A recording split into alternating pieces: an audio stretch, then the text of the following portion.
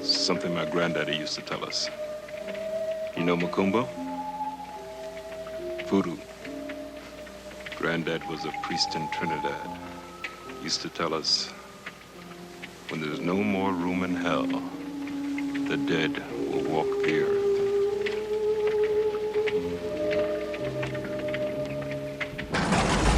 What's your favorite scary movie? Do you ever fantasize about damn enchiladas? That's much too vulgar a display of power, Karen. Let me ask you one question. Are you having fun? We all go a little mad sometimes. Because I promise you, you and I are gonna have some fun. Oh, no. It is time to keep your appointment with the Wicker Man. They're coming to get you, Barbara. Shut up, you bitch hog. Game over.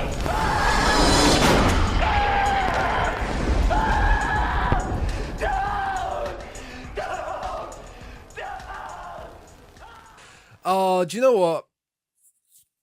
I had planned. I wanted to get some party poppers. I was gonna get some little one of those stupid little cone helmets, and some like confetti, and I've just not had the time. But also, I feel it's very apt of this show to not be prepared.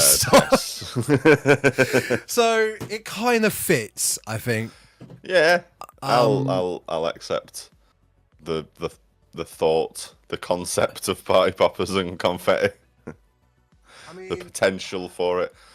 I don't even have anything to like throw. Funnily enough, I think I have a bag of confetti in my coat. Oh my word! Because we went to the wedding the other week. I'm pretty sure there's a bag of confetti still in my pocket. No, it's too late now. It's too late. I mean, I'm not going to throw it for myself anyway. That'd be really sad. Yeah. Maybe afterwards, off camera, I'll just have a little. Really sad. Just a little silent, sad, lonely celebration. Well, what we would have needed all the celebratory gags and gifts for is the fact that this is episode 100. 100. Little golf clap there of this little old show that me, myself, and Ryan, who's now formerly known as Atom, on YouTube, started a little horror podcast, and it has spawned over 100 episodes, 100 main episodes with a couple of side pieces, a couple of reactions and stuff like that. But 100 main episodes. Over time, said Ryan. A shout out to Ryan for helping start this venture off. Moved on to start a family. You then snuck in and took the place. I did. Definitely wasn't me groveling for help. Episode 31. I believe it was Child's Play. It was Child's Play, definitely. Are you looking at the I'm looking at the little picture that you sent, yeah, but I haven't got my glasses on, and... Old man ain't what he used to be. The number isn't quite clear. I think it's 31. Yeah, I think it was Child's Play. But it was definitely Child's Play, yeah. It was the way to coerce you in. So, what do you want to do? You can do whatever film you want. If you do whatever film come and want. help me. And he's been here ever since, up until now, where he's buggering off. But it's fine. It's fine. We're not bitter. We're not sore about it. It's fine. Because in the new year, when the show does come back, we potentially have a new co-host. He's very famous. He's not a famous one bit. It's just a friend of mine that loves horror. Shout out to Nick. Excellent. So this show will not be going anywhere because I love horror. As you can probably tell by the ramblings. Having a podcast about the last 100 episodes, the ramblings of a madman. And I enjoy doing this. And I believe he does as well. He's told me he does. So we're just going to keep it going. Keep the ride going. But start off by saying big thank you to Aidan. You're very welcome. It's been a pleasure. It has been fantastic and loved every minute of it, as has everyone out there. I know they have. Yes, they have. We haven't got any hate mail, so it must be we haven't got any mail at all, really. So I've definitely had some people express their sadness. Their hey, it's all right. I'm still here. Come on, Jesus. And good. Their sadness. Their sadness. Well, I can't think of the. It's not really sadness. I can't think of the appropriate word. But you know, they were interested to know why I was leaving. You don't even have to have a reason. I don't. I'm just not feeling I don't. it. No, you don't. Exactly. Just not fit. Moving on. That's what people do in life. Yeah. But it has. It's been a blast. It has been a lot of fun.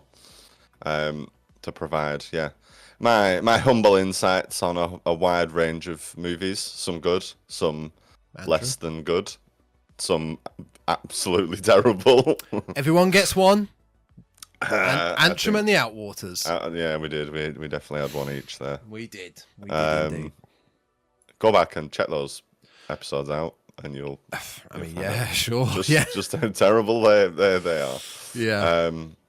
Although I'm sure the Outwaters came up in a list of like great horror movies or something I saw recently, and I was spitting with rage. I was absolutely livid. We talked about it. It was like that and Skinamarink. Yeah. But yeah, that wasn't for us, let's say. No. It just wasn't for us. And to be as diplomatic and fair as possible. It was just not for me. Not for us, yeah. Speaking of us, though, in case you have joined us in episode 100, I mean, that's crazy. My name is Tom, and this is Aidan, his last episode. So well done for turning up now. Yeah. But you can go back and check out the last... Did you say episode 31 you started? I think it was 31. It was the Child's Play episode, anyway. So that's 31. That's I feel it was the low 30s. 68 episodes of this fair gentleman over here, where you can check out all his opinions and thoughts on the world of horror. Mm-hmm. So yeah, go back and check that out, which you can find on Spotify, Apple, Google. Oh, so many of these podcast sites keep changing. Like Google Podcast doesn't exist anymore. It's now YouTube. No. Samsung is delisting. It is getting rid of itself now. Mm-hmm. But I'm now signed up to iHeartRadio. Just search the Dreadcast. Search the Dreadcast. And it will all come up. Major podcasts. It will come up. Servers, platforms. Yeah, taken over from that gaming podcast that doesn't exist anymore, called the Dreadcast, I think. Yeah. So yes, I think this was the perfect film to cap our journey. It's a good one. It's one of our favourites, both of our favourites in our top 5. Absolutely. And after watching it the other day, I was just reminded myself of why it's in my top 5. I'm just watching it going, yeah, this is great. I love this film and I love horror. It is great. It is superb. 1978, George A. Romero classic, Dawn of the Dead. Good pick, sir. Good pick. Another golf clap for you. Thank you very much. I mean, this is similar to when we talked about Texas Chainsaw Massacre, I think. Another one of our joint top 5s. Yeah. Where we could talk forever on this. Mm-hmm. But we won't, because he's got to go. He's got another podcast to get on with and start. He's got the horror cast. The horror cast, yes. Yes. The Deadcast. Oh, there it is! There it is. There's the pun I couldn't think of. Stay tuned. Stay tuned. Stay tuned. It will be dead. Yeah. Yeah. But we could talk forever on this film. I know I could. But we mustn't. We must narrow it down. I want to start off by asking, because I can't remember, and I could scroll up in our chat, which version did you watch? I watched the theatrical cut on that old Amazon Prime.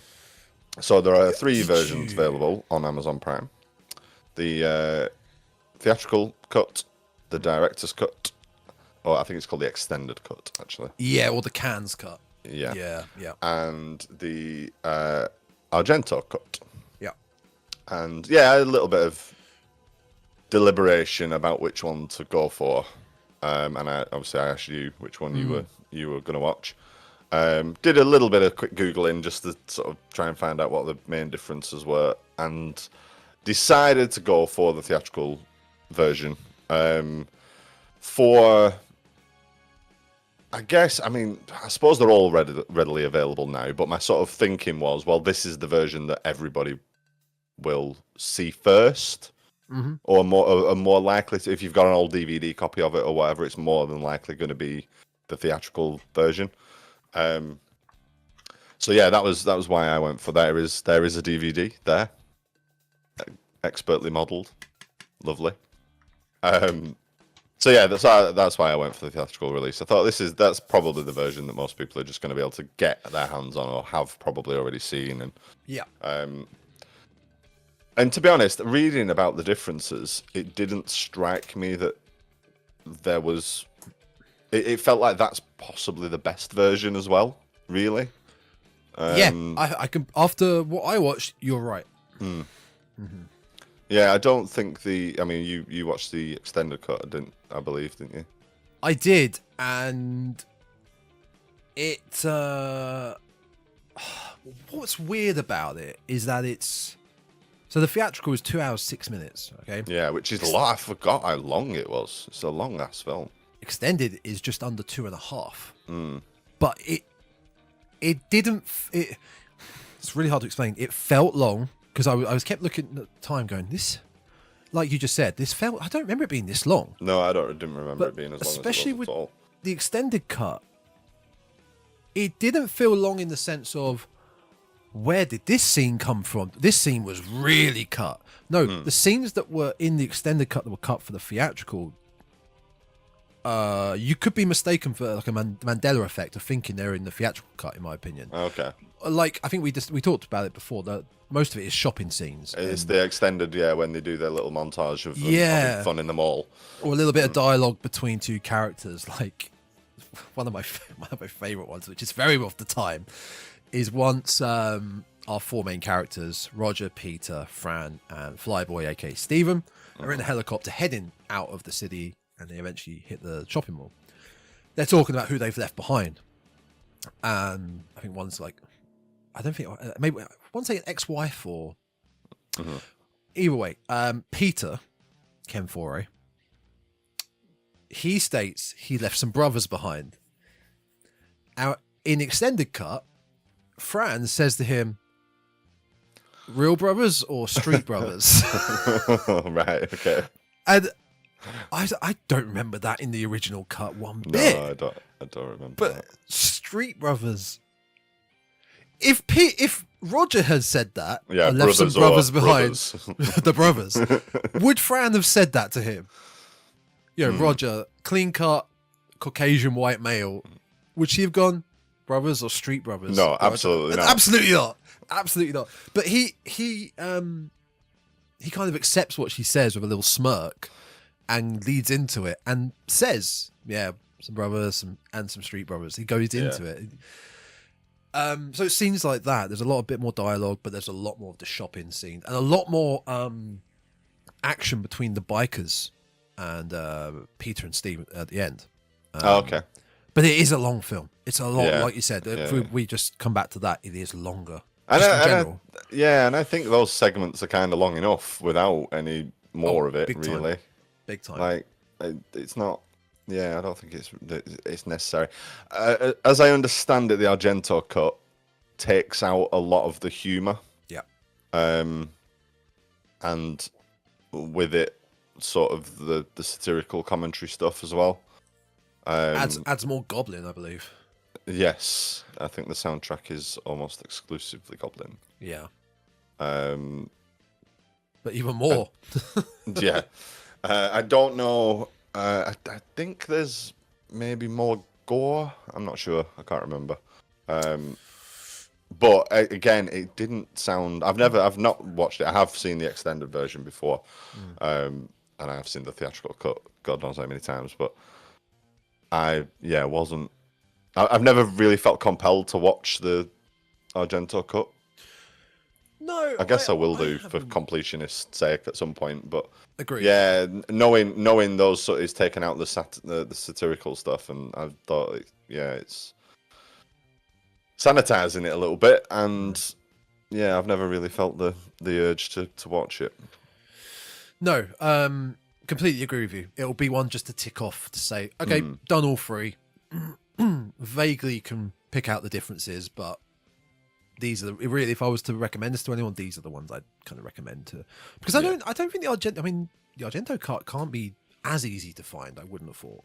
It's all on Amazon. All three are on Amazon. Is it really? Because they were really hard to find for a long time because of the rights, and I think someone, I don't know who specifically, bought the rights because they were never on Shudder or Amazon for a long time. It was really hard to find, which was why I believe this was so expensive for a long time. It still kind of is. This fluctuates in price. This is, I'm going to show it again. Oh. Yes, of course you are. The beauty, because this is how I watched it. This is how I watched it. This is the beautiful 4K Ultra HD Second Sight films. One of the best. This is one film. This is only one film.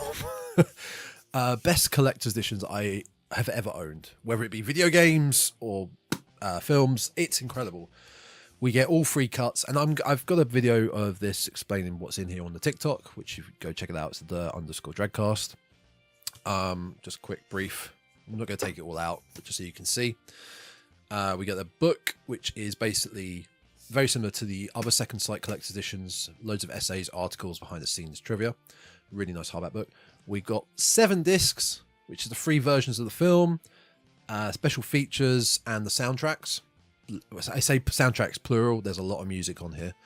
And we get postcards, and we get the novelization of this, which I didn't realize there was. Yeah. We get the novelization of Dawn of the Dead. Brilliant. By George Romero. I never knew that existed either. Yeah. I'm curious if it's any different or if it is word for word, basically. Yeah, it's a really cool poster. I have to give it a read. I think that would be if that's a poster, I think that's fantastic. It's very very Left 4 Dead. You know, your 4 characters. I was going to say it looks like you could see that in a video game being a homage to it, like a callback to that. Yeah. It looked like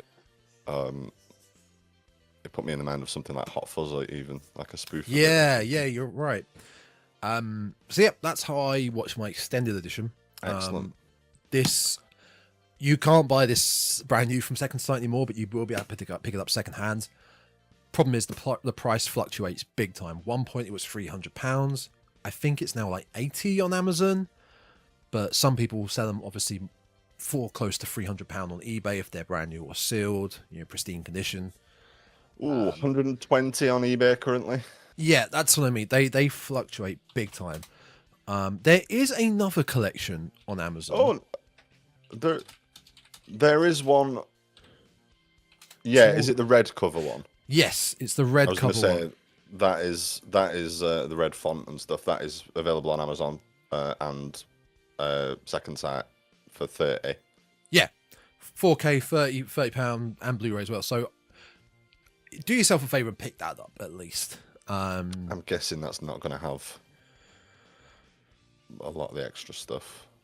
I mean, the one on here on Amazon, 4 discs. 4 discs. It is 4 discs. Yeah, all 3 cuts. You've got a lot of the extra stuff and interviews and all that sort of stuff as well. But yeah, you're not getting the books. Yeah, you're not getting the juicy extras. But all 3 cuts at least. So for 30 quid, quid for 3 films. Yeah, can't knock it. So I digress. That is how I watched it. It is a really good quality rip, 4K rip. The extended edition is long, and I think that can lead into as well just a little segue of this film is near perfect to me as a zombie film, but as a entertaining film, which we always come down to for a younger audience, forget about it. Yeah. This would bring out the phones in a cinema if a younger audience went to see this. I think so. this is not exciting in the least. I don't believe they would find it exciting. And I don't want to stereotype, but it's not, you know what I mean? It's not Walking Dead levels of action. It's not, no. And stuff. There are a few sort of action set pieces that are like heavy with zombies, I guess. But yeah, there's a lot of like more downturned dialogue heavy sections where they're kind of discussing what's going on rather than running around with baseball bats, etc. I love that aspect more about this because I'm honestly, I mean, this is similar to what we were talking about in our Discord chat the other day when the 28 years later trailer came out, and I am so beat down and just non-phased now by end of the world zombie used in the broad term survival apocalyptic style film, because over the last decade or two it's been done to death. Yeah. In not much of in not really a unique style here and there. It's all very similar. It's all become very similar, and especially in video games as well. You know, I get flack for this. The Last of Us doesn't interest me one I'm bit. with you on that. That is One dull. bit. I don't know why that gets the hype. It doesn't deserve don't it. get it's it. Rubbish. Now, I do love zombies. Like, back to video games. I'm a huge Resident Evil fan, especially the originals. It also comes down to the plot, the premise, the setting, all of that. I am done. I think it was Walking Dead that did it for me, because Walking Dead, the show started off great and then really dwindled. Yeah, I must admit I was the same with that. I don't think I've finished it to date. I've still got a couple of seasons to watch. Can't be bothered. Yeah, it can't be, exactly, because I love at the beginning of it. You're like to people, it's not about the zombies. It's about the drama. It's about the group. But then when you go into it, you're like, yeah, it's about the drama and the group, not the which is tedious in of itself. Yeah. Anyway, because that is very hammered home plot point of zombie. It is the zombie genre anyway. That the real monster is us. Yeah, it's not. It's done to death. Yeah. And yeah, a lot of zombie movies on media generally follow that same route. That it's all about the zombies, and then by the end it's like, oh, the real monster's us all along. You've got a member of the group that turns out to be some sort of psychopath. Yep. Or we've got this group that have started a cult for the zombies, and they're the evil ones. The zombies are not evil; they're the evil ones. This doesn't do that. Now you've got the bikers, but they're bikers. They're a gang already. They were probably looting before this happened. Yeah. This doesn't do this. We are four main survivors. You're sympathetic to. You're with them. They don't turn on each other. They have frustrations. They start to detest each other at some point, especially Fran and Steven. They're kind of sick of each other at some points, but they don't turn on each other. No. And that's what I love about this. We get that in Day of the Dead with Rhodes, but very different aspect, very different people. But yeah, I'm very much been done with the zombie subgenre for a while. It's hard. There hasn't really been. I mean, could you class When Evil Lurks? No, I wouldn't call that. No, it has a similar tone. There was something. I'm not going to be able to find it, and it's going to really annoy me. But somebody was mentioning. I don't know if it was Twitter or Blue Sky. I saw a random account talking about something that looked like a zombie film the other day, and they were basically saying exactly what you said. That they put. I guess they do bits of horror reviews and stuff, and they put up something basically saying, "I'm kind of sick of this premise and this genre. It's an all right film." I'd not heard of it. I'm going to quickly try and find it while we're chatting. But it was something I'd not heard of. but it looked fairly recent, fairly modern. It had the old classic black and red poster, 2024's. Where they were all black and red. Yes.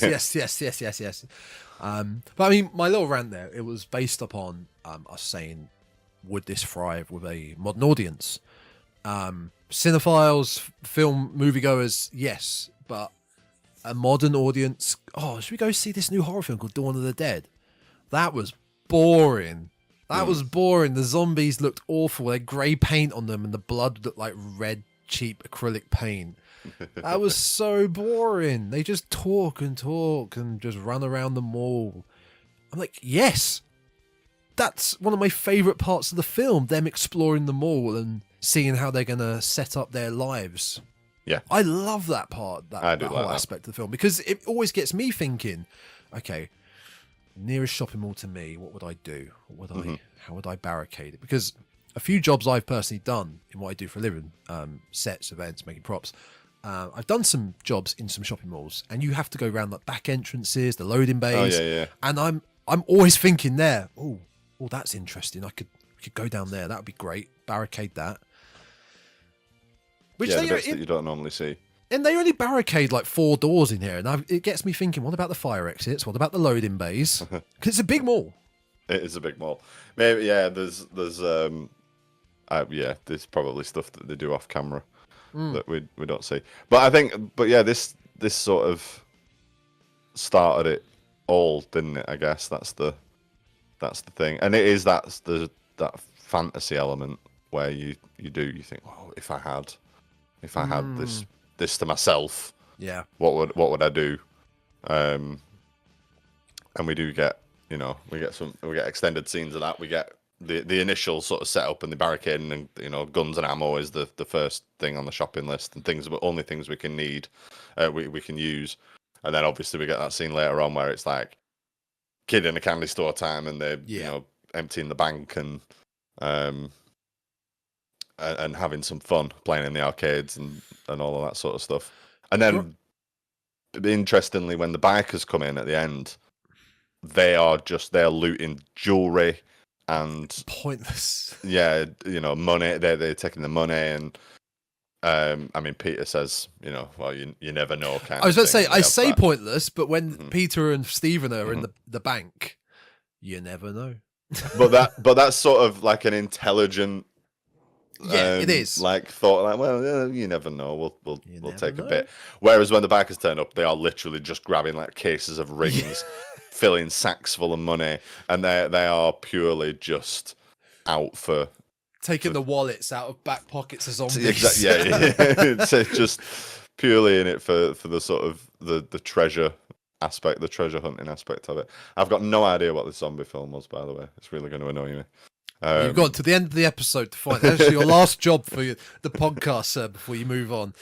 No, as much as I say I love that part of the film of them starting their somewhat new life in the shopping mall, there's just one part that really bothers me. Other than them not properly barricading themselves in, they find the gun store but don't take every single thing. Yeah, I guess they live in there though, so it's there. It is, but I don't know. Maybe it's just from the fact I've seen it so many times and you know what happens. My mind would go to, yeah, we've managed to get ourselves a nice situation here, but what if someone else finds us? I mean, they don't. That's the thing, isn't it? They don't consider going back to what we were saying. They don't consider that the real threat might be humans. They don't consider the threat of other people. Until it's, too late, and it is the biker attack that sort of forces their hand to move on, and is largely the undoing of it all. Obviously, there's a couple of incidents before and Roger bites it, but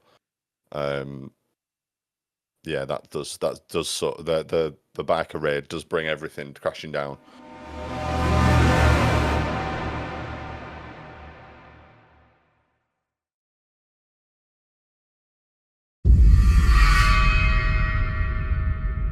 I don't feel like we need to go plot by plot with a film like this, much like we didn't with Texas Chainsaw. I mean, the story is so simplistic. I don't think we do. Never seen it, and you're here half an hour in. We established there's 4 main characters. We get an introduction to 2 at a time. Stephen, aka FLYBOY, and his partner Fran, who are working at a TV station. Which I do want to discuss the TV station scene. In a minute, but they set off because there's a lot of panic at the TV station. They set off in Stephen's helicopter because he's like the news.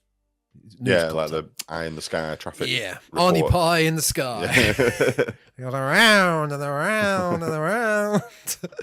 And then we get a hard cut introduction to Peter and Roger, who are part of like a police SWAT team. Which we also need to talk about that whole scene. Yes, very topical and kind of relevant today.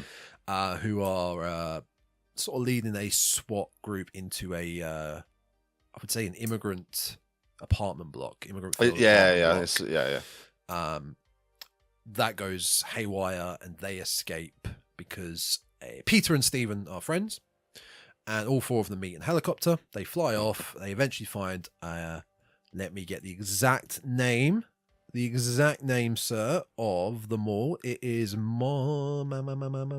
got the name somewhere here. What's the name of the mall? Monroeville Mall. Monroeville. Yeah. And they basically set up camp in the mall. Yep. And for the most part, clean it out, live their lives. They're living a good life. They've got, a cushy thing going. Until for one thing, Roger loses his mind, slips up, gets bitten, and then bikers show up and their world comes crashing down until they have to leave. Yeah. So it's very straightforward, which is good. I love a straightforward film. It is. What I also like about it, and Romero's always done this. It drops you straight in. Yeah. There's already it's already happening. I kind of feel like with this, we're seeing the beginning of it. Like it's built up to that point where this is the sort of start of the societal collapse kind of thing. People are rushing to leave the cities and this, that, and the other.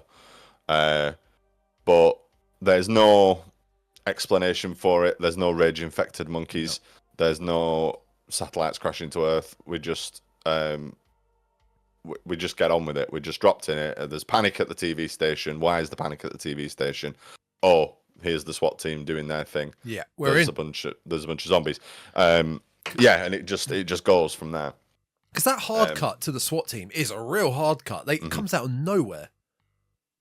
It almost feels like, is this wrong? Have we edited into a new film? It's out of absolutely nowhere. Yeah, it is. And I've always liked that. I don't feel the need for explanations for things like this. Just drop me into a world gone bad, and I'll pick it up, piece it together. It's similar with Night of the Living Dead, which kicks off at the graveyard 10 minutes in, not even 10, maybe 5 minutes in. The thing with Night, though, I can never remember. Is it established in Night that it's space dust or like it's radiation? There is a radio report, isn't there, that talks about a satellite re-entering Earth, coming back and re-entering Earth's orbit. But even then, I don't think it's explicitly said, and this has caused the dead to rise. It's just it's linked together sort of by us after the fact. I always like to believe when the 4 of them are flying away in the helicopter, when they're flying over the rednecks in the army, the good old boys drinking beer and hunting zombies. Yeah. I always like to believe that they've just flown over the house, that house from Night of the Living Dead, where the rednecks and the army turn up. Yeah, because that was a nice little connection if it was. Yeah, I mean, I guess they're all in the shared world. This is, Romero Zombie world is the same one. Especially when you go to Day, because they are way into it then, hunkered down in the bunker, scientists trying to learn or discover what's going on.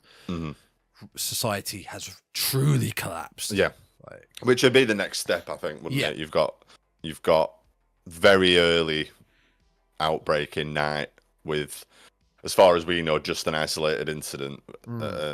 You know, and then obviously Dawn is where it's starting to affect the whole country. People leaving major cities and stuff, and then Day, we've got America being a wasteland effectively, and presumably small isolated pockets of survivors, and then they're starting to we're thinking about the future and thinking about rebuilding and thinking about how this has happened, and doing their little sciencey stuff and autopsies and analysis and things. His the thing with Romero and his because he edited the whole film.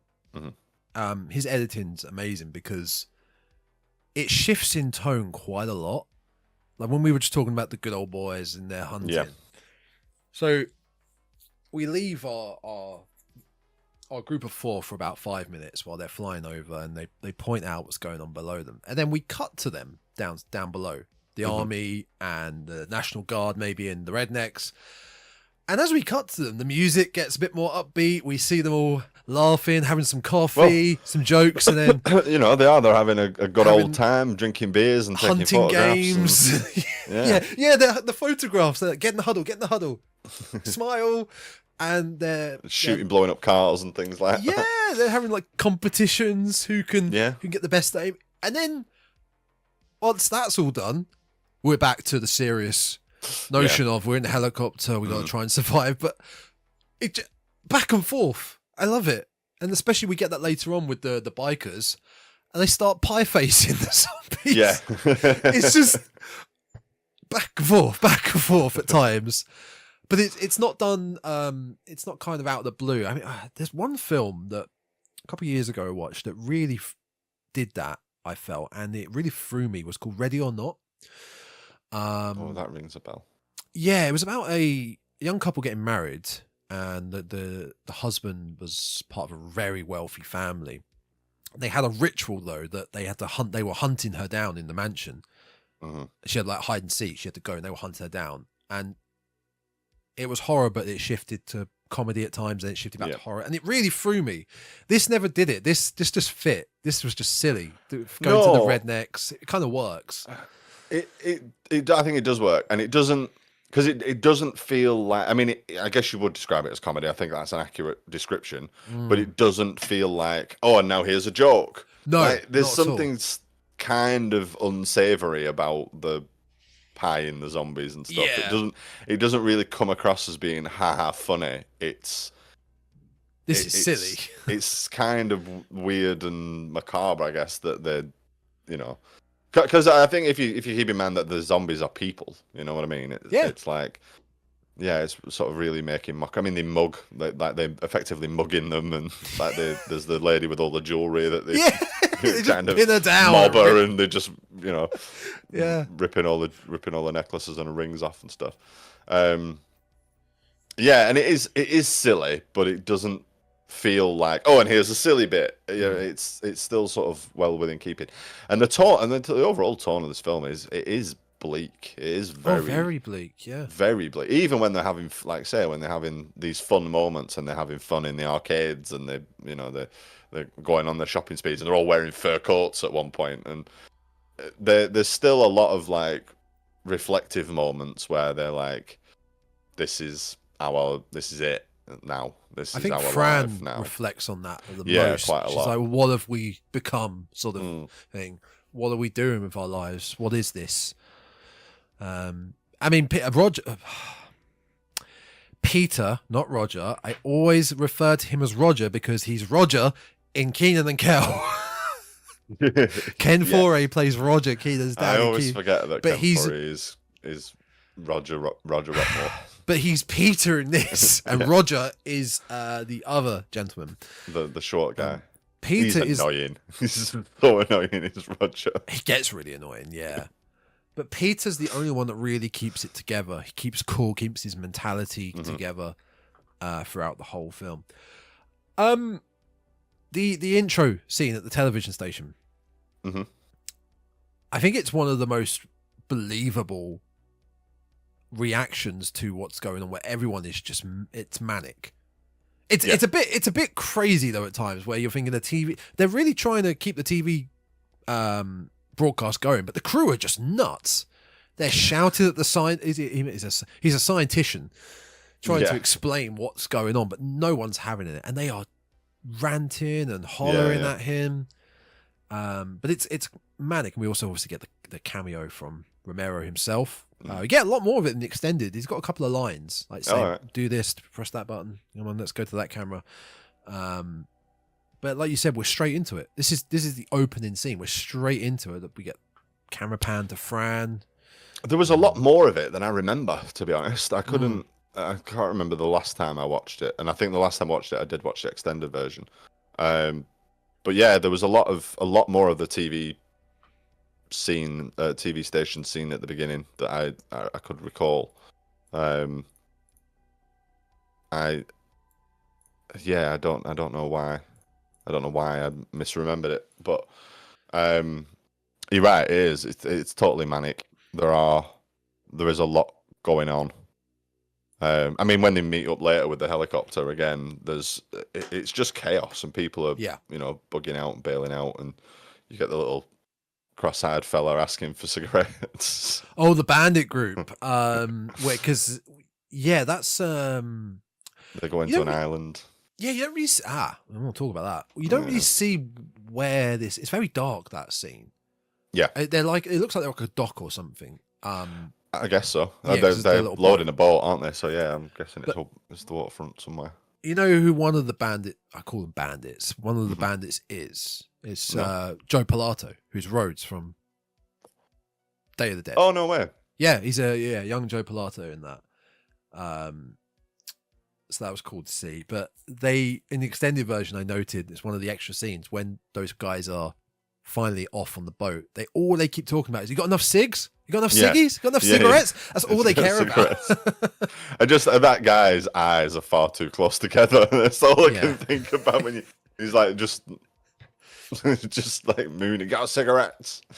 Tiny eyes, like two tiny butter beans. So tiny and small. Just give him a slightly deranged look. Sorry. No, I've finished. I would say once that scene ends, there is an extended shot where the helicopter leaves and we see a skyscraper in the background, with all the lights on, and all the lights start to go out. Yeah. I don't remember that being the theatrical. That is in. Is it really? Oh, okay. Never mind. But I like that. They mentioned the island, or a island. Mm-hmm. That is brought back in the remake. Oh yeah, at the end. I do want to just quickly bring up the remake. Zack Snyder's best and first film. It is a very solid remake. I agree. I'm glad we're mentioning it because I wanted to. As far as remakes go, is it 2004? Yeah. 20 years ago. Is a solid job. It's good. Very raw. Mm-hmm. We very different types of zombies. We get running aggressive zombies in this, which was of the time. Very different contrast, but we do get, like in the remake, our survivors that end up going against each other. We get squabbles. We don't get a lot of cohesion. But at the end of the film, when they escape the shopping mall, they end up at the little dock, get on a boat, the survivors that are left, and they end up on an island, which is in the credit scene. Yep. Which is in the lake somewhere, because I believe it's in like Lake Michigan or something, and there's a lake, there's an island, and obviously it's infested by zombies somehow. But I like that they brought that back. It's like a throwaway line, really, in the original. Yeah. We're going to an island. Oh, okay. We never see you again. We never hear about this island. No. But the fact it came back in the remake is quite cool. We never see these guys again. So yeah, the intro, it's great. It's great in both films. The intro in this, it's just manic, crazy, shouting, loud. There's no peacefulness in the intro to the original Dawn of the Dead, and neither in the remake. Oh, the remake, the intro just goes. That is amazing. Yeah, it's such a brilliant introduction. We get like the slow start and the girl in the bedroom, and then neighbor girl. That sequence of it's like an overhead shot with the traffic crashing. There's vehicles crashing. Yeah, it's absolutely fantastic. Isn't there a car that it's like from a newscopter? It sees a car slide into like an oil tanker and just explode. Yeah, and it explodes, and it's really well done, showing things going to hell just very, very quickly, and we get this large scale like traffic collisions. Again, I might watch that again. Thinking about it, it's been a while. I have it on DVD right here. Too terrifying to show in cinemas. Oh, it's the director's cut. Yeah, it's real solid. We got onto the remake just quickly by talking about the guys in the island. So that was we get the introduction obviously there with Fran and Stephen. The other introduction was Peter and Roger in the SWAT team, which we briefly mentioned. Yes. There's another character, I can't remember his name, who's part of the SWAT team, but huge racist tones. The massive racist guy, yeah. But it's I couldn't think of the right word to put in my notes. He feels incredibly relevant to a certain group of society today, where he's stating before they go into this apartment block, because I think they're trying to clear out the gangs that are the gang that is holding down this apartment block of immigrants. And he states they get put up in hotels like this. They got nicer things than me. They got a nicer block than me, and that is very relevant to today. That is very relevant to today. Yeah, more so in the case of there are people that feel that strongly about situations like this today, and this is nearly 50 years ago. Yeah. That would want to go in there with violence and whatnot. I mean, it happened not long ago with the Southport riots. Yeah. I just clocked that as soon as he said that. I was like, Christ, that feels so relevant to today. Yeah, and it's very heavily implied that he's getting his kicks out of it. He's shooting first. Heavily implied. Shooting first and not necessarily asking any questions, and Galen Ross's head just goes boom. It's an opportunity for him to vent some of his frustration, shall we say. I don't think he is named as a character. I'm just looking at the cast list now, and I think all those officers are just credited as officer in project department. And officer at police dock and things like that. I don't know. I mean, obviously, so the head explosion, which kind of leads on from what we're talking about. This guy, it's one of the best. It's no Scanners. Scanners is one of the best. But at the time in '78, this would have been wild to have viewed, I think. Though just don't pause it and go frame by frame before the head actually explodes, because it's incredible. Obviously, if you're not aware, it was Galen Ross, the actress who played Fran. They had a head cast of her made because she was actually meant to die at the end of the film. And she doesn't. So for this head explosion, they used the cast, filled it with apple cores, all sorts of rubbish, put some really bad makeup and fake hair on it to make it look like a gentleman. And Tom Savini just blew it up with a shotgun. And if you go frame by frame and you look, I'll put it right here for the YouTube video. That head looks awful.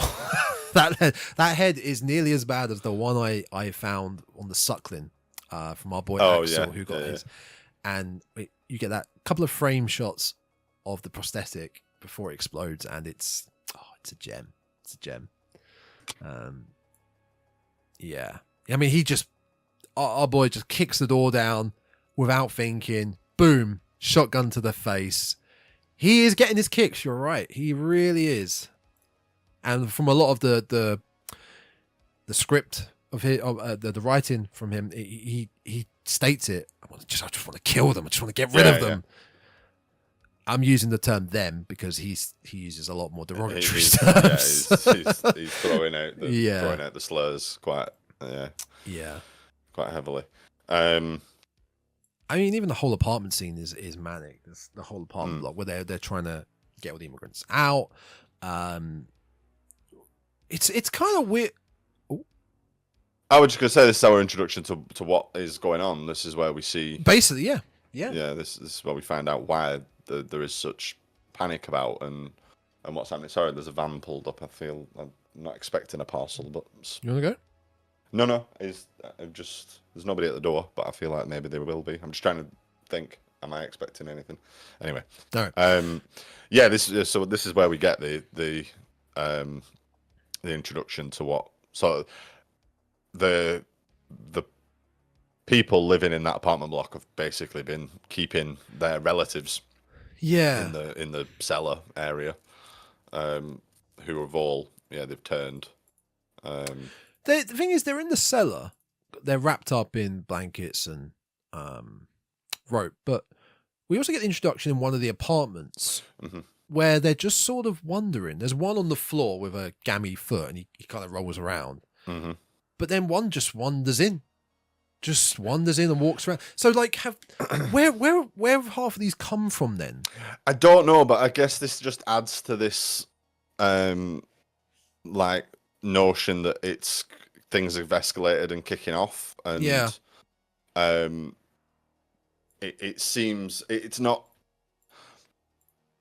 hugely clear why the SWAT raid is going down on this apartment. Are they after?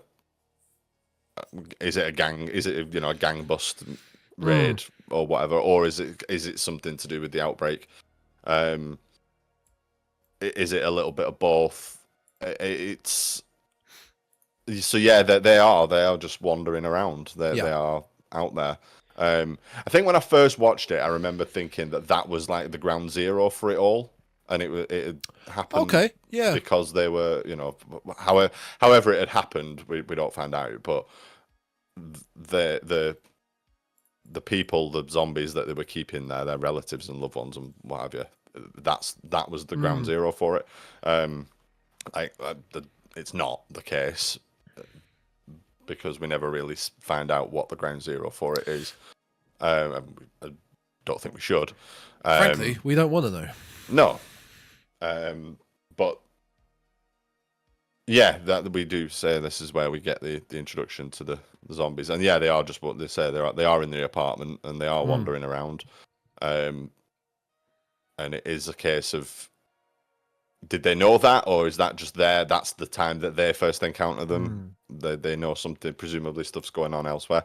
Yeah, it's all. I guess it just adds to that sort of chaotic energy of of the opening generally, that we don't really, you're not really sure what's going on. And I always got the feeling that it was kind of, like you stated, like it was maybe the beginning, because and they're not aware because of the scene where a lady is with some of the SWAT team, and then she turns around and sees her husband, but he's been turned to a zombie.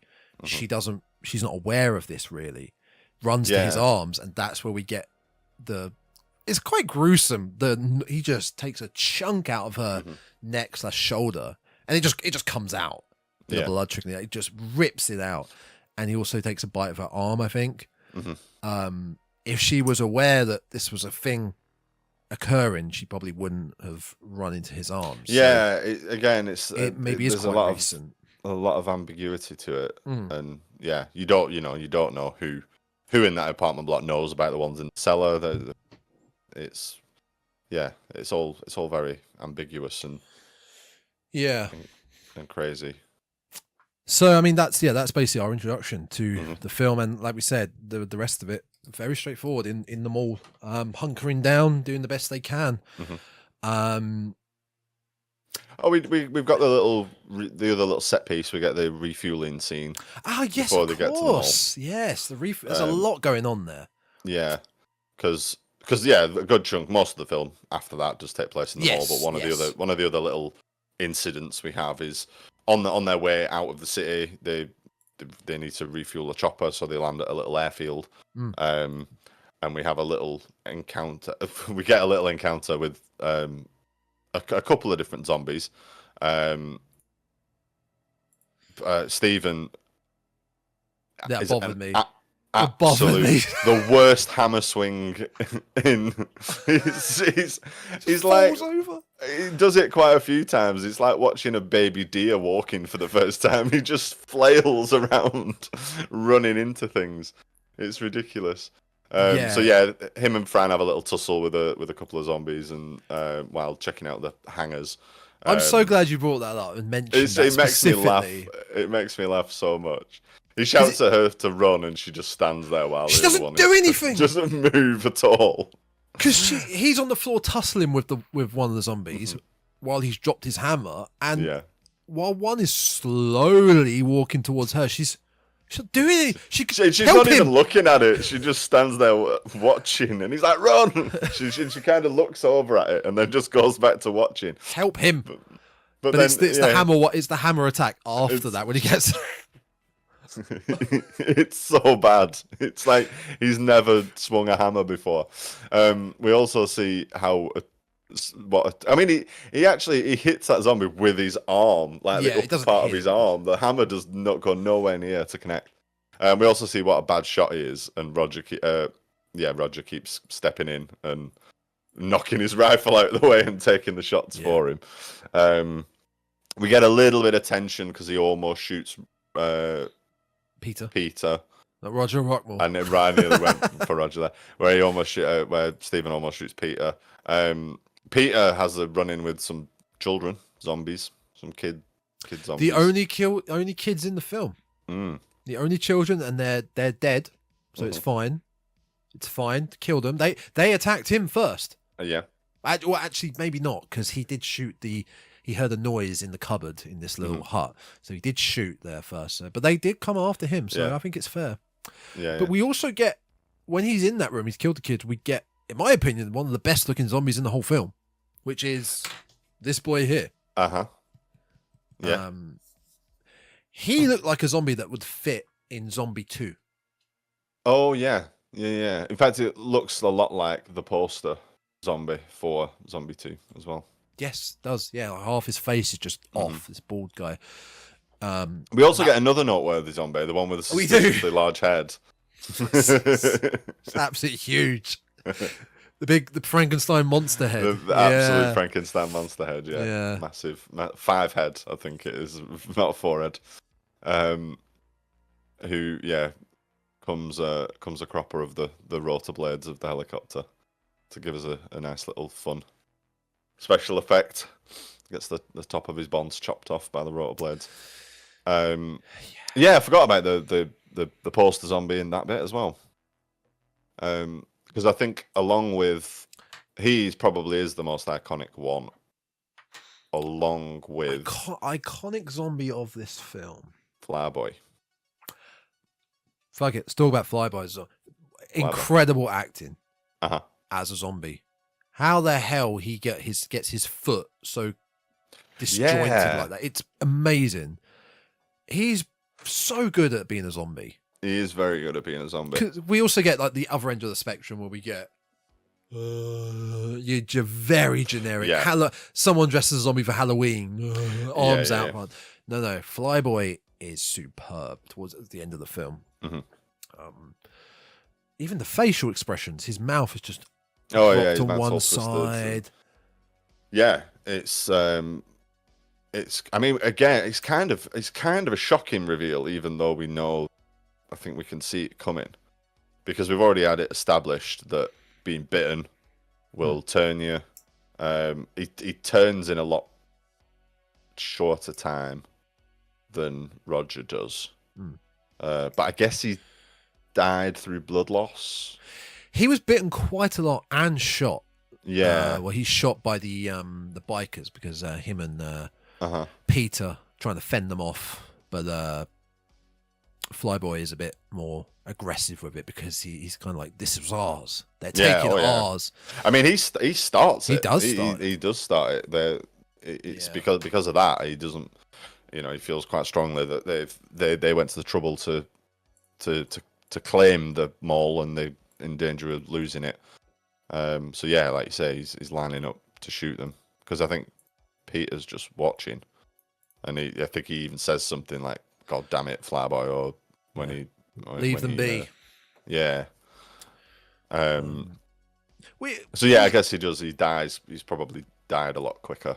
Oh, I would say by blood loss. But like you said, he comes back very quick. But so does Roger. Yeah. But I mean, he dies through the infection, doesn't he? He dies through, rather than he's not killed by the zombies in the moment. It's later on, and then we get the elevator doors open, and he's stood there changed. It's a great reveal because I think as the doors open, there are zombies on the other side, right? And they're trying to get in. Yeah, they're trying to get in. Yeah, and then the doors open, and they immediately stop because it's another one of them, and turn around and start to shuffle away. And then he leads. He leads them, which is an interesting characteristic of our zombies, because there's a lot of characteristics of these zombies that, like for instance, they have strength. They do have a lot of strength. Like towards the end when they're escaping, they know how to climb a ladder, because they're in the room that they're in. To get out is a drop down ladder, but you need an A-frame ladder to get to that ladder. So they climb up that, then climb up the drop down ladder. Through the skylight, yeah. But these zombies can climb up the A-frame ladder, grab onto the drop down, and sort of pull themselves up. And man, yeah, it's a level of dexterity that they don't have in the rest of the film. Because they are sort of bumbling around and bumping into things and falling over stuff.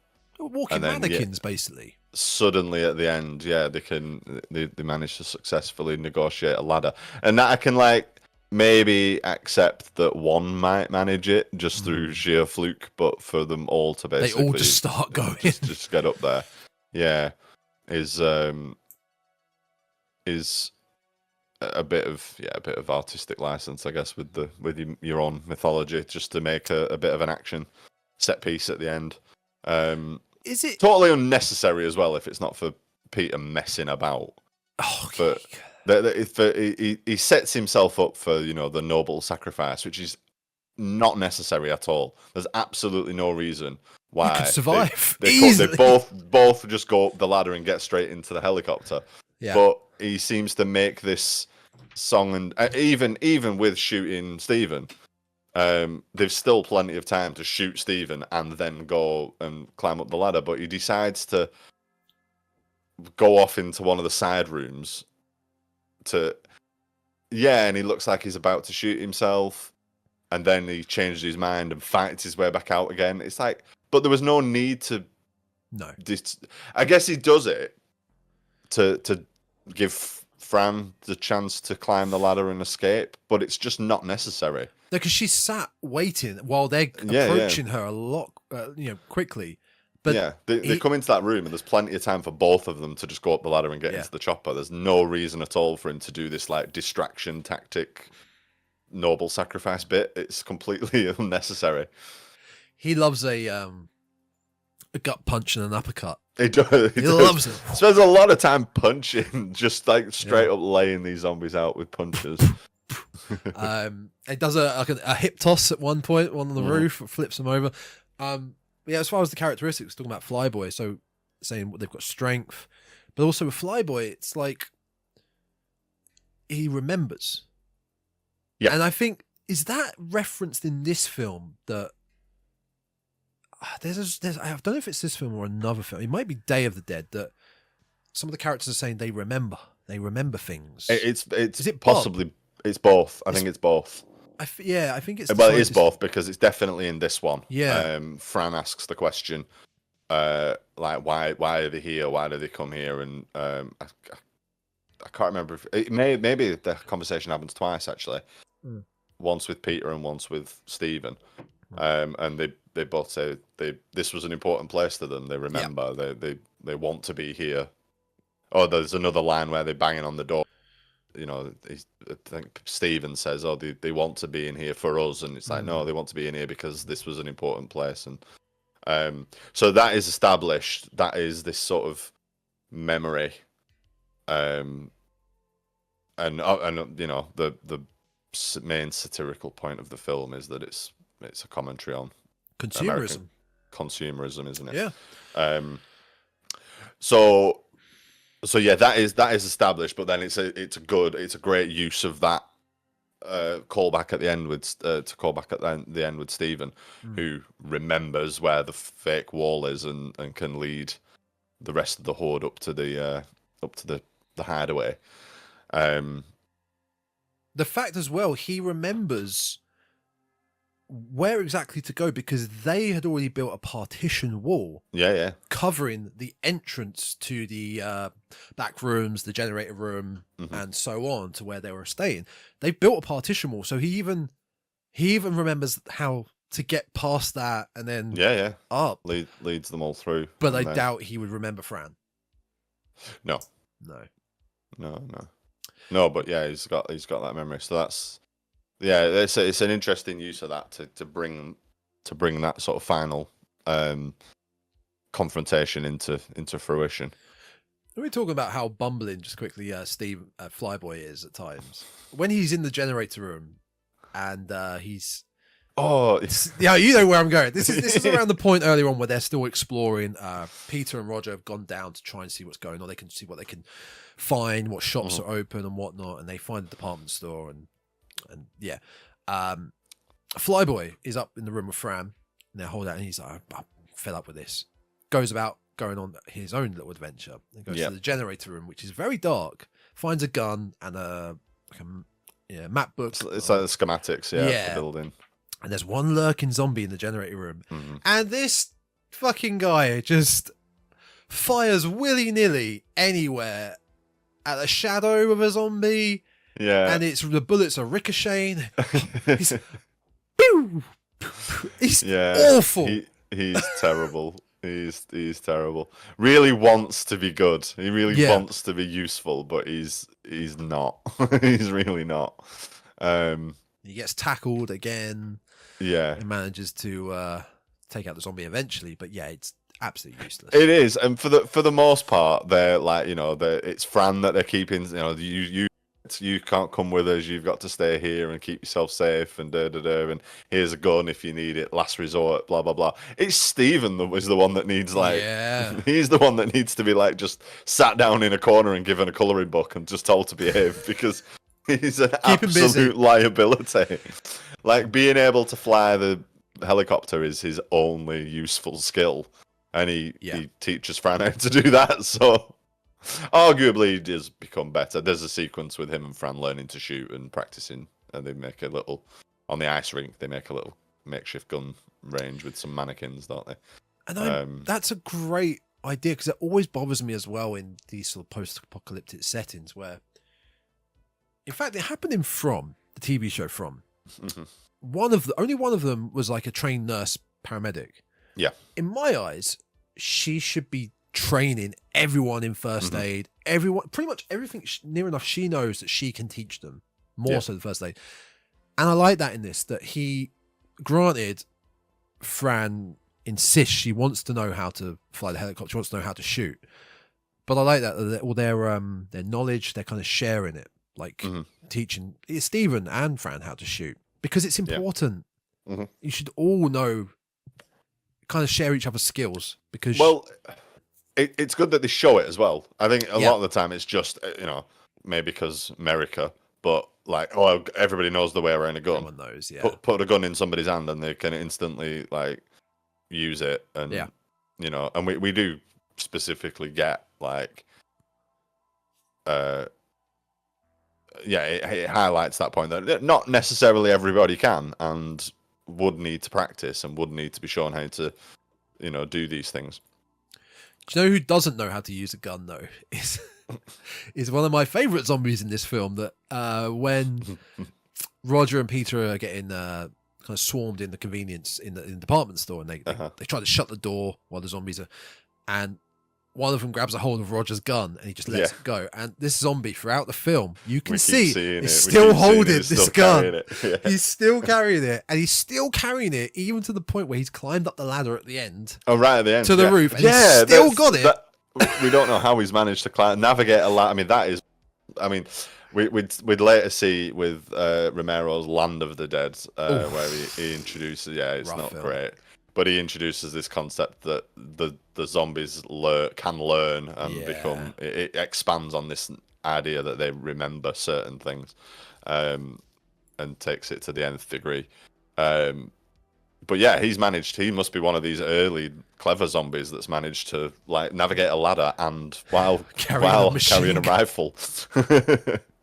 Yeah, but he gets a new one. He does.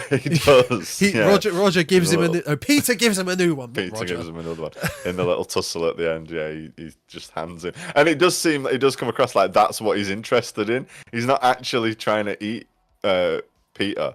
He's not trying to attack him. He just wants another rifle. Does he drop the original one because he's got a new one, or does he end up with two? I can't quite remember. He drops it. Yeah, lets that one go. He's got a new one. But he's got the big shock expression in his face. It's like a dog with a stick. Give it another stick, and it doesn't know which stick it wants more. That is. But I do like that you do just catch glimpses of him throughout as well, where he's. It does bother me slightly that. Well, actually, thinking about it, they cleared out the mall, so by rights, that zombie should have been killed, and Roger should have got his rifle back. Because it was in the mall. It's just occurred to me that they after that initial, the old run and gun that they do, and they go for the supplies. Obviously, they block the doors and then they kill all the zombies in the mall. So that zombie somehow got outside to then get back in again, all while carrying that rifle. That's a good point. There should have been a point where Roger killed that zombie and got his gun back. I mean, it's not important, and it makes for a fun little moment in the movie. It's just occurred to me now that actually I think you'll find. But good point. When they're cleaning out the zombies, they store them in the freezer. Yeah, compromise all that food. But they could just pile them outside, or maybe burning them might send off signals and smoke signals. But yeah, they are kind of. They are they are sort of trying to keep a low profile, aren't they? Really, because isn't it the helicopter that gives? Is it the helicopter that gives them away? Is it Peter Fly? How do the? Yeah, I think it's the helicopter. The bikers spot, or do the bikers just see the mall with the blocked off doors and think it's a target? I can't remember. Yeah, I think it's a bit of both. They spot the helicopter and they see the blocked off doors. Like they put the semis in front of the doors. They blocked them in. So we can have a piece of that. Yeah. Yeah.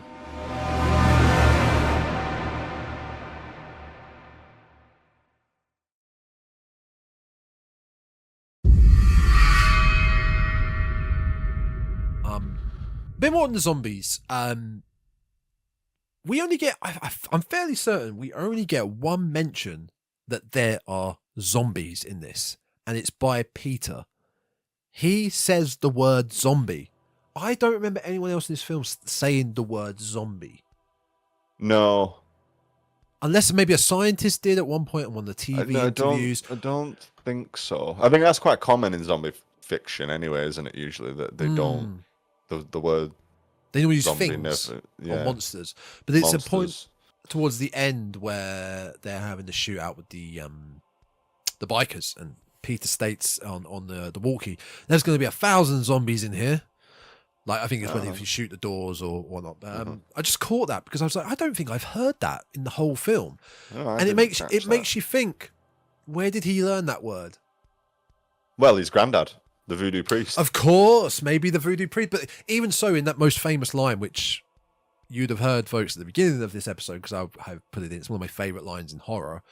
When there's no more room in hell, the dead will walk the earth. The dead, though. It's the dead. Yeah. It's not stating what... Dead is what they are. Zombies isn't just another name for what they are. Mm-hmm. So yeah, I don't know if that's ever mentioned again.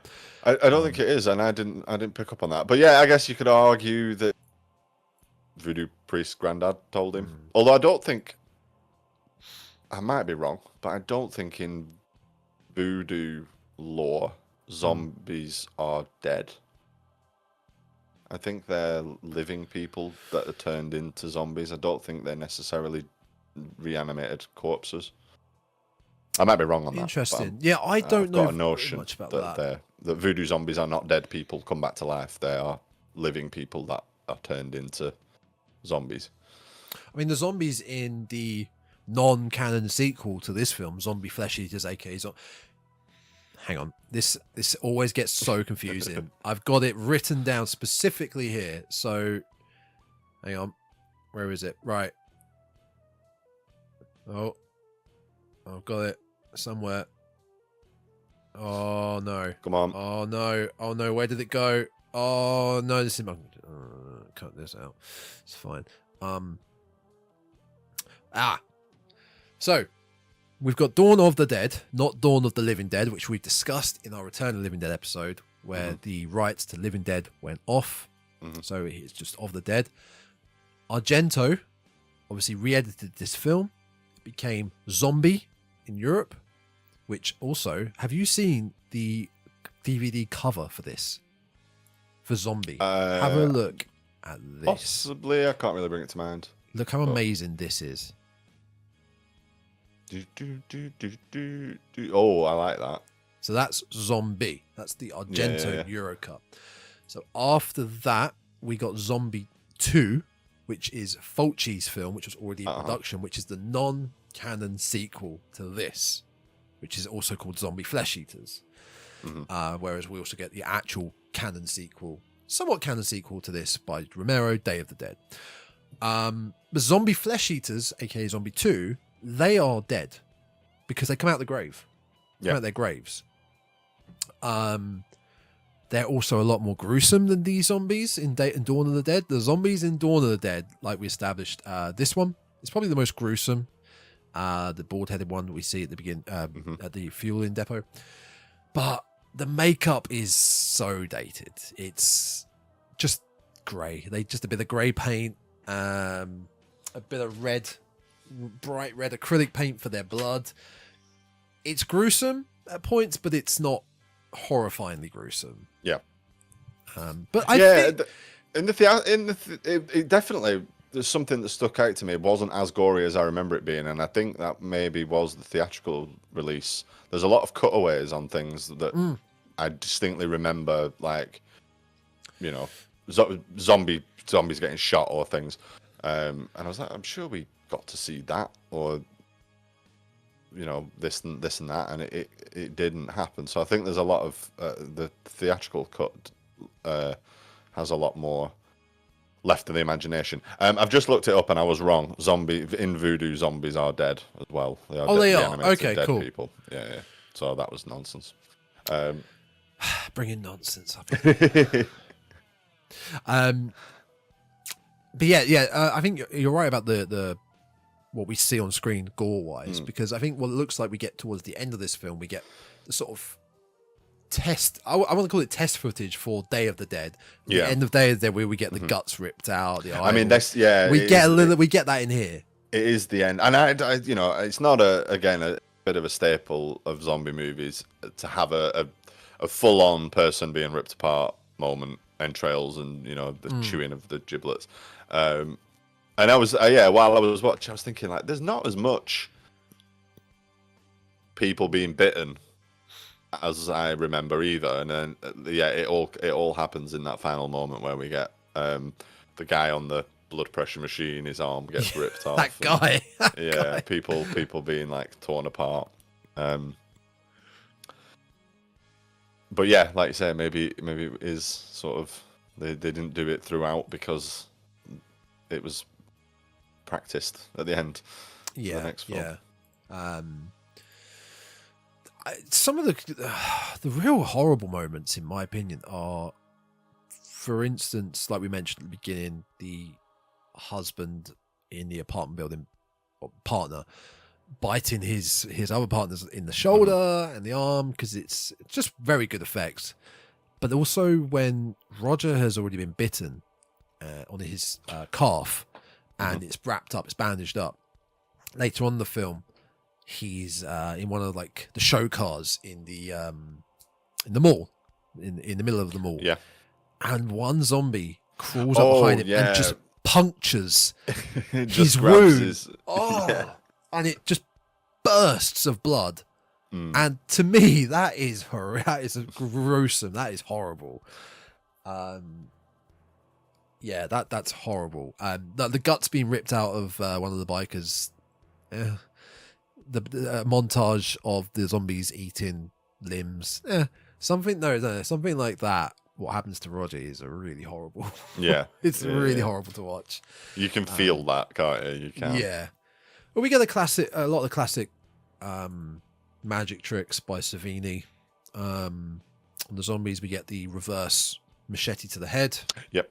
We get the penny ripped off, bullet to the head.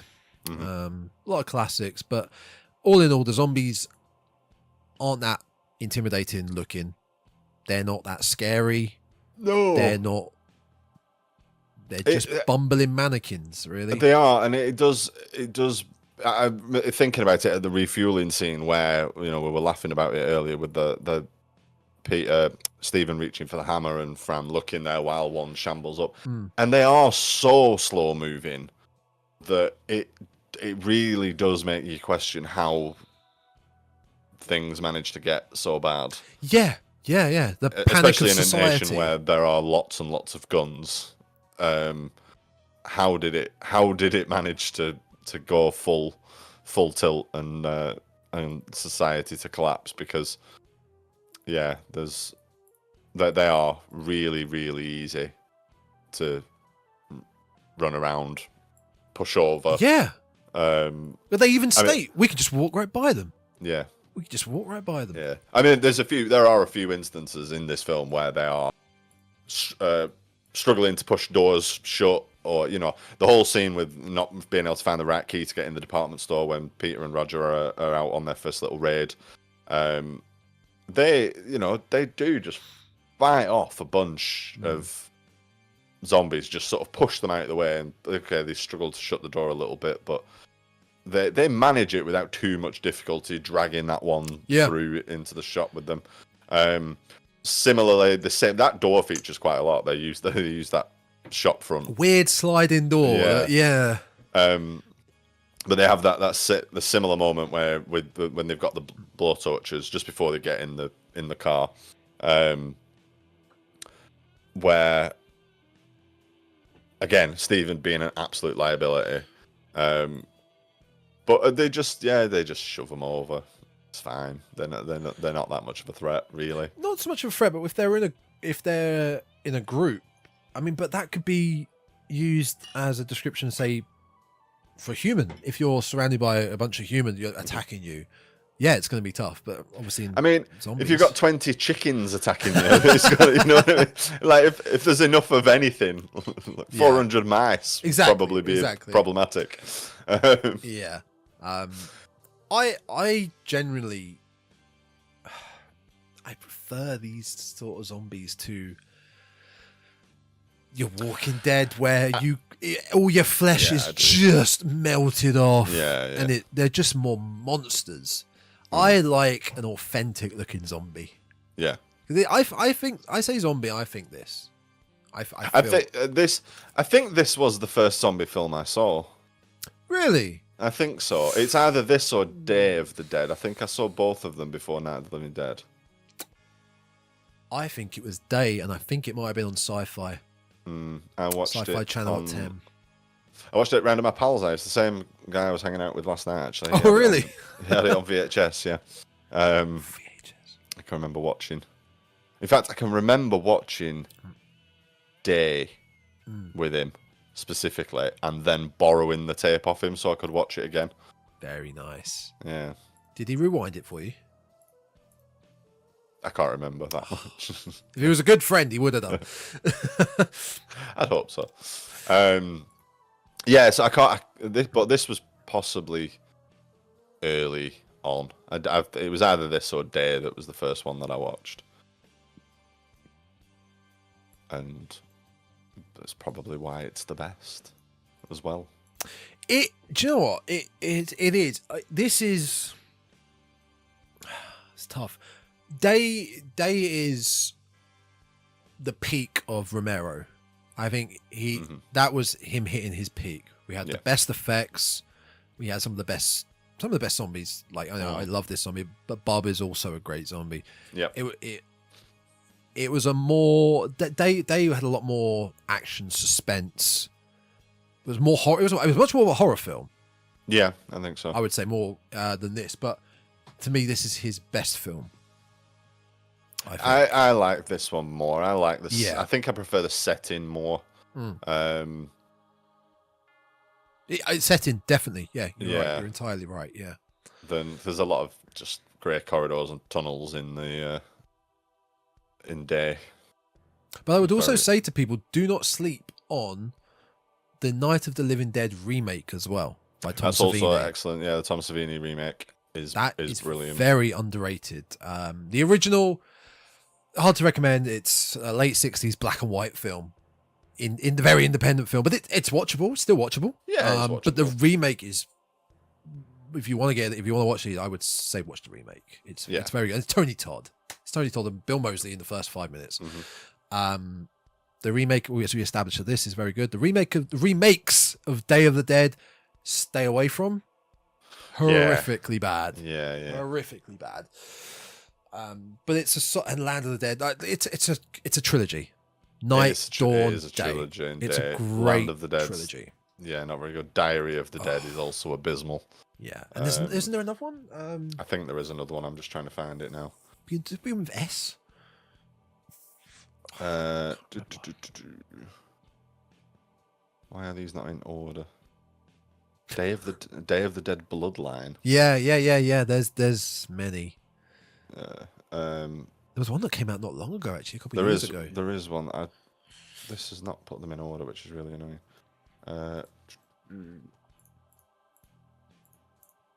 But yeah, there's also Juan of the Dead. Juan of the Dead. Maybe it was Diary was his last one. But I was under the impression there was Survival of the Dead. Survival. I knew it began with S. Survival of the Dead. Yeah, also really bad. Yeah. It's also rubbish. Yeah, and I don't know. Maybe it's just we've all been done to death by zombies by that point. I think so. But the original, his first three are the classics. The ones to bother with the most. One of the character aspects we haven't mentioned is though that never really becomes an important part of the film is Fran is pregnant. Fran is pregnant, yeah. And Peter knows how to get rid of it. States outright, I know how to if you want to get rid of it. But it never really comes back up again that she's pregnant. You never. No. I guess you see a bump, but I guess it's early. Yeah, I suppose it's early days of it, so it's probably not. It's not like It's not like in the remake where we have somebody give birth. Don't they? Yeah. Yeah, they really go into that. So yeah, I guess it's.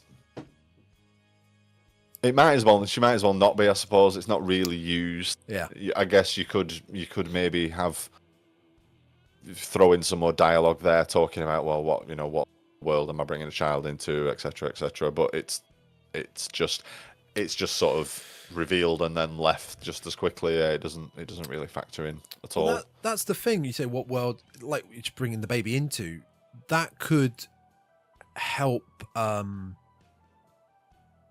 With their sort of when they sort of break down with each other, they start to detest each other, start to realize what are we doing here. That you could add more into that with her being pregnant, but going, what are we going to do if I have this baby here?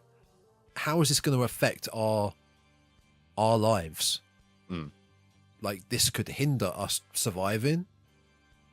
are we really going to look after it? Do we have the means, and the necessity, the resources to look after a baby while all this shit's happening? It never really occurs or comes up, especially at the end. Like, I mean, like we said, she said she's maybe still early, but she does have a bump. Yeah. A couple of months, maybe. It's got to be a couple of months. By the end, it's probably a couple of months. Yeah. So is it established how long they're there for? We do see a calendar at one point where they're ticking off a calendar, but I don't know off the top of my head. Do we see Fran again? Do we see her at the beginning of day? No.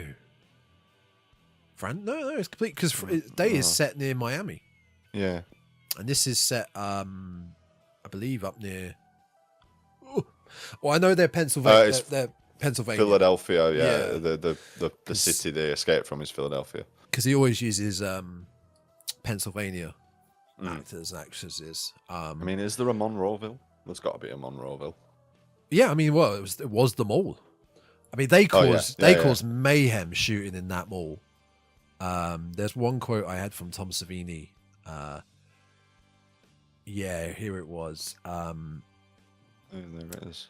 The building itself, originally discovered by Romero himself alongside a friend, giving him the groundwork to start planning the film.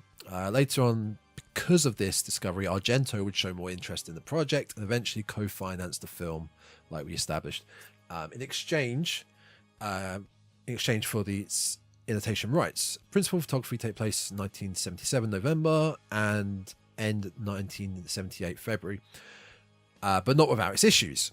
One such matter occurred when a group of several actors playing zombies took it upon themselves to get wasted, a bar that was still open, before filming began each night. In an interview with Pittsburgh City Paper, Tom Savini revealed what happened. There was a bar called the Brown Derby. We'd make up the zombies. We see that in the film. Yeah. We'd make up the zombies at 7 p.m. and didn't start until the stores closed at 9 p.m. A lot of the zombies went to the Brown Derby and got drunk. Some zombies jumped on a golf cart and crashed it into a pillar in the mall, doing about $7,000 worth of damage. Amazing. The thing is, this was an independent film. Yeah. This was only made for just over $1 million. So obviously, what did they? It's about financing. Interesting project. So Argento helped co-finance it, but at the same time, you don't want to. You're in a mall. This is going to be open the next day. I can't. It's $7,000. Was a lot of money back then. That is, 78 will be. Yeah. So I'm just looking at the map to see where it is. They're still in Pennsylvania. They never leave the state. So they go. It's about 300 miles. It's just under 5-hour drive apparently from Philadelphia to the Monroeville Mall. 307 miles. I mean, I guess as the crow flies, it's probably. I mean, it's the length of the UK near enough. It's a big state. It is a long way. I mean, forget just how vast America is, I suppose. But I don't know. I guess I just assumed they travelled further than they did. Oh, also, you see Fran, the reason I brought up pregnant, you see her smoking. Oh, yeah. Yeah. Yeah. And drinking. Yeah. Yep. I mean, that's a way to get rid of it. It was different. Different back then. times. It's fine. Different times. They didn't know any better. It's fine. I'm pretty sure my mum, not my mum, but a friend of mine's mother said that when she went to the doctors to find out she was pregnant, the doctor offered her a cigarette. That was offered. Quite often you go to the doctors and the doctor would offer you a cigarette back in the 60s and 70s. So yeah, it's fine. It's fine. Like we said at the beginning, we could talk forever on this. I haven't got personally too much more to delve into. There's a couple of things. So much I love the scientist, I guess, with the eye patch on the TV. Yeah, he talks about eating the zombies at one point. Yeah, which is everybody's shouting him down, and he's calling everybody shit. Dummies. But he's like dummies. But he is basically suggesting that the best way to rid rid the world of the zombie problem is to eat them. Or nuke the cities. Or they're the two options. Eat them or use nukes. Yeah, he's crackers. There's also, we have to be logical. Yeah. Logical, rational, logical. He's losing his mind as much as anyone else. I mean, I guess that's the takeaway, isn't it? But I always like that.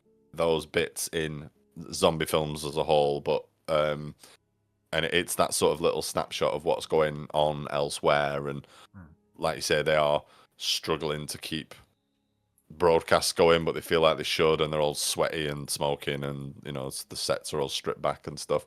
And when you just get these little, like I think it's the opening of Day of the Dead where there's a newspaper. We see a front page newspaper that talks about the dead walking, and you think, wow, you managed to get like photos of that and got a print. Yeah, you got the edition out. I'm surprised you didn't get me one of these with it, like the dead walk. Like, that's it. Would your printing business still be in business if the dead were walking? I mean, well, not only did they print it, they also distributed it. Yeah, because it's out there in the world. It's it's blown off a newsstand or it's in one of those. There's no internet. Those machines and stuff. I mean, I suppose it could be reporting on it'd be a front page story, but it not necessarily happened there. It's come from somewhere else. He also states they must be destroyed on site. That's gonna be think on site. And there's also in the little airfield a bunch of like scrolled notes on the walls of like, Joe, I've gone up to such and such a place, and little. I just like those little details that hint at there being other stories out there. Building the universe, building the lore of it. Yeah, it's fantastic. And that's something that. Have you ever read the Crossed comics? No, but we actually brought it up when we were doing the sadness episode. Yeah. Because that they don't follow, not like The Walking Dead that follows like a group of survivors through their story. Every volume of Crossed follows different groups and different areas as the outbreak happens and things like that. So it's all little self-contained stories. I mean, they might have run for a few runs of issues and stuff, but you're not getting the same. You're not following the same group of people all the time, and that's something that's good about the world building that you could Romero, and I guess he did, although he jumped about on the timeline a bit. But you pick up in this version of the outbreak, this version of zombies, with a different group every time, and see what they're up to. And like you said, like I said, it hints at there being other people out there, and you kind of wonder what they're doing. I think that's a common consensus. People were watching this media and going, I wonder what's going on over there. I wonder what's going on. I mean, I keep going back to it. Walking Dead has now done that with the 10 spin-off shows, because now they're in Paris, they were in LA with the prequel, and it's just no. I don't know. I kind of want to watch that Daryl one just to find out how the hell he got to France. As soon as I find that out, I'll turn it off. I'm not actually interested in watching it, but I was like, how the F did he get to Paris? Yeah, not as extreme as that, but I get what you mean. Like, we've got the different films are different stories of one zombie pandemic. Yeah. The end of the film is just so loud, I found. I don't know if this is me getting older, but the scenes of the bikers shooting and their Harleys, it's so loud and it just goes on for a long time. There's a lot of it as well. It goes on, I think, is the other thing. Like, it is usually, like I said at the beginning, I don't remember it being 2 hours long. It doesn't usually feel like it's 2 hours long, but when I was watching it the other night, I did start watching it quite late, and I was glad when it was over. But I was sort of sat there in that final bit going, we don't need to see another shot of them running up and down, razzing the motorbikes up and down the mall. We know they're doing that, and it does seem to just drawn on a little bit too long. So just get on with it. Yeah. So yeah, I don't know. Maybe that is age. I think it might be. Those damn kids and their bikes. Turn it down. But yeah, I think that is a little bit drawn out, and similarly with although I do like it, the kind of montage of them having fun and going on shopping sprees in the mall. I think that's a bit drawn out as well. But I guess it's done to just establish the length of time they're in there, and it shows their decline as well. That after a while, the fun has worn off, the novelty of it has worn off, and it's the novelty really would, because you've got everything you need. Yeah, there's no fight for the luxuries. It's just there. It's there and on then tap. Once they've got it, there's nowhere else to go really with it. No, there's no progression. So that's probably why the mental decline begins. Mm-hmm. I mean, and that's the satire, isn't it? That acquiring the acquisition of all these luxuries and stuff doesn't really get you anything in the long term. It doesn't mean anything. It's what do you do? You've got all this stuff. Now what? You're just existing. Yeah. Do you have like I said, we could go on and on and on. We could. This I don't think there's anything media hugely noteworthy that we haven't already covered. It's a banger. It is a banger. I can't recommend it enough. I'm glad you did recommend it for our number 100 episode. Yeah, number 100.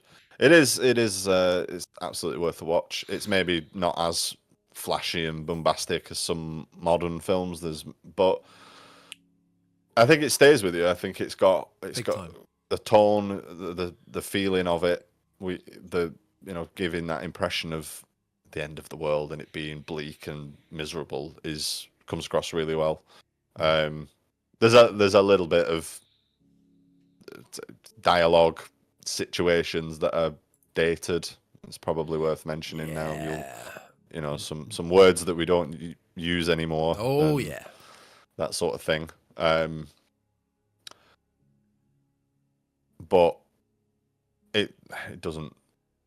It's a few isolated scenes, and that's pretty much it. If you've not seen it, where have you been? If you're listening to the 100th episode of a horror podcast and you haven't seen one of the greatest horror movies of all time, then have a word. What credit to you for watching this or listening to this episode? You've not seen it. Yeah. But yeah, I can't. Well, I mean, like I say, we could, but I think we've covered all the main parts. I believe so. And I still haven't found the name of that other thing that I'm looking for. I wouldn't have been as interested in my eyes if we had just done it shot for shot, because of the fact that a lot of this film is quite not dull, but chill at times. A lot of this film can be quite chill at times. So there's not much to talk about when they're just dicking around in the shopping mall. Yeah, there's not really much to go on.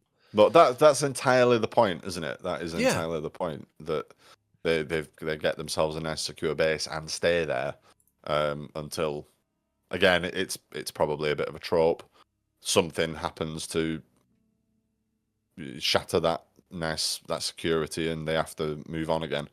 I mean, that's basically every season of The Walking Dead, isn't it? But I guess you've got to. You can't just have everything be all nicey and then we cut to the credits and they're still in a mall and everything's fine. You want something to happen from a storytelling point of view. Yeah. Well, but yeah, that is the point, is that it's, four people trapped in a mall, they can't go anywhere else, and what do they do? What do they do? Yeah. Well, that is it. That is Dawn of the Dead, and episode 100 done and dusted. Yeah. You're done and dusted. You can op it now. You can do one. I've officially retired from the world. He's officially retired. Yeah, he's done those. But you may be around somewhere else. You may be, right? Yeah, you might be. You're still dabbling. Maybe. I've still got the, you follow my Instagram. I'm gonna pick up a bit more mini painting, the old Warhammers and what have you. Although Dead in the Mud. You are moving on from Twitter, right? I am moving on from Twitter. Yeah, That's fine. It's horrible. Yeah, it is horrible. I've got a Threads and a Blue Sky and Instagram. I'm probably going to whittle that down as well. I think it's really just going to be my Instagram that'll be the one to watch. Dead in the Mud. Yeah. Dead in the Mud. Dead in the Mud. Dead in the Mud. Oh, Aidan Half Troll. I'll keep both of them. But yeah, Dead in the Mud is specifically for the painting. And I'll still be watching, movies. Probably make some movie. No, there won't be 2-hour rambles about them, but I'll still probably stick my 2 cents on the internet for people if they're interested. In fact, when I walked into the office the other day, the first thing that like 2 different people asked me was, "Have I seen this film? Have I seen that film?" And just sparked off a discussion about. They were talking about the I can't remember what it's called now. The what's it called? Hugh Grant. Heretic. Yeah, heard it's good. I've heard it's good as well. Yeah, it's on the list to. It's on the list actually to watch for. Nice little segue. Well done. Even though you didn't know about it. So when the show does come back in the new year, it will probably be around the end of January, mid to end of January, with buddy new co-host Nick. Hopefully he's still on board. If not, it maybe come back a bit later. But the first episode, we're going to run down horror films that we've seen of 2024, similar to what me and yourself did last year of 2023. And then we'll be moving on to the usual schedule, some more 2 films under, maybe some more Simpsons Treehouse of Horror. Yeah. Maybe some upcoming films, and maybe some random horror films that we just want to talk about. But yeah, Heretic will probably be in there because I need to check that out in the films of 2024.